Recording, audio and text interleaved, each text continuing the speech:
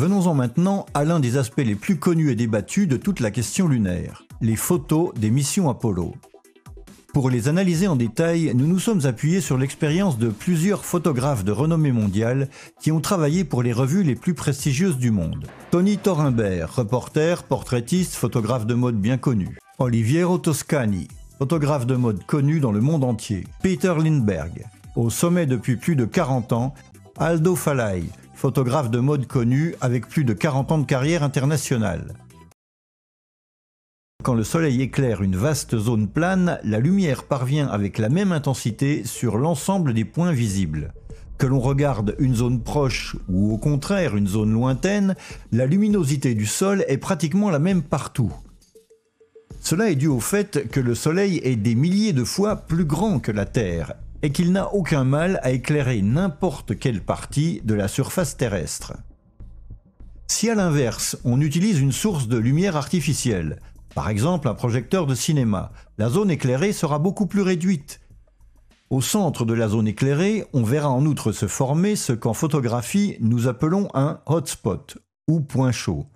Tandis que plus on s'éloigne du centre, on peut constater visuellement une baisse de la lumière, appelée aussi fall off. Maintenant, si l'on prend certaines photos des missions Apollo, on remarque que le même phénomène constaté sur les photos prises avec de la lumière artificielle est bien présent. Un point chaud, bien visible au centre de l'image, et une tout aussi visible baisse d'intensité lumineuse à mesure qu'on s'éloigne de la zone éclairée. Il n'y a aucune raison pour que cette région-là apparaisse plus sombre que celle-ci, celle-là plus sombre que celle-ci, ou encore celle-là plus sombre que celle-ci. Un cas évident de point chaud est présent sur l'une des photos les plus connues de la NASA. Ici, la différence d'illumination du terrain se voit à l'œil nu, mais en augmentant le contraste, cela devient parfaitement évident. Voici un autre exemple similaire. Si la scène était vraiment illuminée par le soleil, cette zone de terrain devrait être exactement comme celle-là. Comme explication possible, certains ont également suggéré le phénomène appelé Heiligenschein, un halo lumineux qui se forme autour de l'ombre du photographe dans certaines conditions particulières du terrain. Mais l'effet Heiligenschein se produit seulement quand le soleil se trouve exactement dans le dos du photographe, selon un axe parfait avec l'objectif qui capture l'image. C'est pour cette raison que le halo lumineux, qui est dû à un phénomène de rétro-réflexion du terrain, apparaît précisément autour de son ombre. Mais comme nous l'avons vu, la plupart des points chauds sur les photos de la NASA apparaissent lorsque la source de lumière est de côté par rapport au photographe et non dans son dos. Stranamente, il sole viene da questa parte e qua è più luminoso, come se arrivasse a illuminare questa zona e meno questa. This is supposed to come from the sun. Yes, the sun behind. This is the photographer. Ridiculous thing because there's absolutely no reason that this is darker here and this is thick. It's when you have a spot which is not strong enough. Right. Come here, really. Yeah. Nous avons demandé son avis sur cette photo à Jan Lundberg, le responsable de la société Hasselblad qui a fourni à la NASA les appareils photo pour les missions Apollo.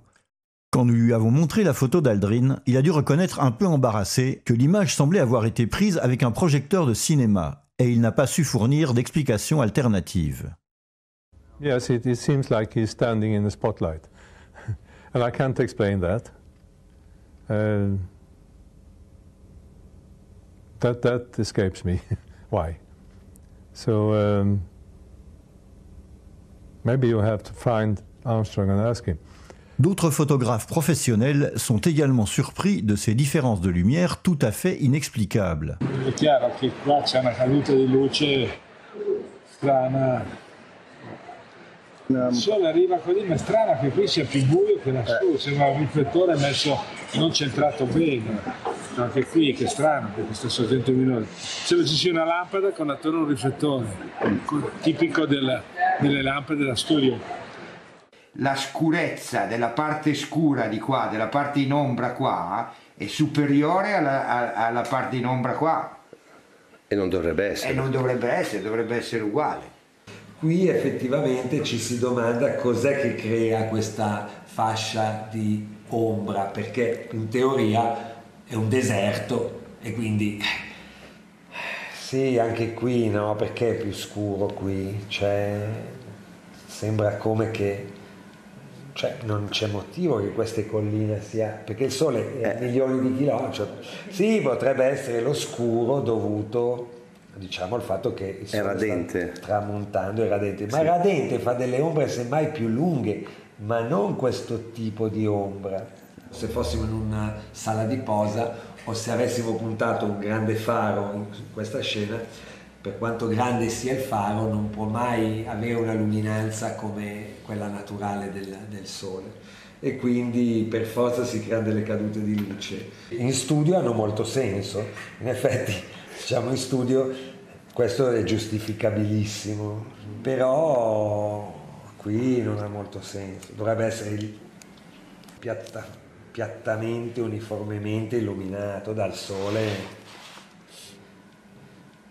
Sì, e le cadute qua sono pazzesche. It's very funny. That's totally spotlight. But it's totally spotlit. No? It's not like at all a big light coming over there. Yeah, that is funny. That is like totally lit. It's absolutely true.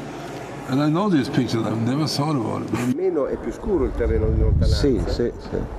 E non si capisce perché. Non si capisce perché. Il sole dovrebbe illuminare il terreno. Tutto da tutte le parti, è all'infinito la luce praticamente, no? E sono illuminate queste cose qui, il terreno dovrebbe essere illuminato come qui. infatti. Solito discorso. Dà la sensazione di uno spot. Qui, sì. Question.